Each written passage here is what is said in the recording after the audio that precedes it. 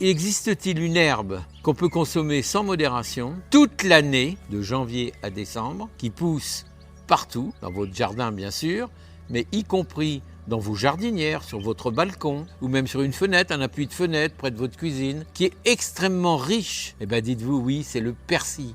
Le persil, alors que le persil il soit frisé ou qu'il soit plat, qu'on appelle aussi le persil de Naples, mais peu importe, les deux ont les mêmes valeurs nutritives. Alors quelles sont ces valeurs? Elles sont déjà extrêmement riches, c'est même l'une des plus riches en acide A, en acide C, en acide K. C'est excellent pour les gens qui auraient un peu de diabète, même si vous n'en avez pas. Par contre, c'est un tonus merveilleux. On peut en consommer tous les jours. C'est même recommandé, si vous n'êtes pas insuffisant cardiaque ou si vous n'avez pas de diabète ou pas trop, vous pouvez l'utiliser. Donc voilà, moi ce que je veux vous dire, c'est comment faire pour en avoir toute l'année. Alors sachez qu'on peut le semer à partir du mois de février jusqu'au mois d'octobre.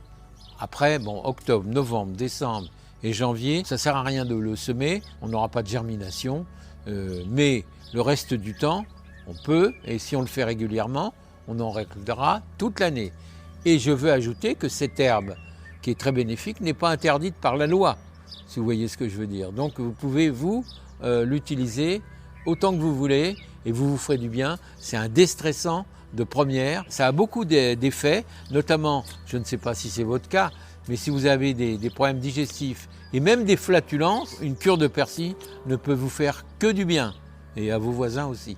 Donc voilà, donc ce que je voulais vous dire, c'est ça. Comment on fait pour le semer? C'est tout simple, mais il a un petit inconvénient qu'on peut pallier facilement, c'est que pour la germination, parfois on le sème, et puis si au bout d'un mois on n'a rien vu venir, ou 3 semaines, on dit ça va pas, les graines n'étaient pas bonnes, je m'y suis mal pris. Non, vous culpabilisez pas, parce que là vous vous faites du mal inutilement. Il faut le mettre 24 heures dans l'eau. Les graines, vous les mettez dans l'eau pendant 24 heures.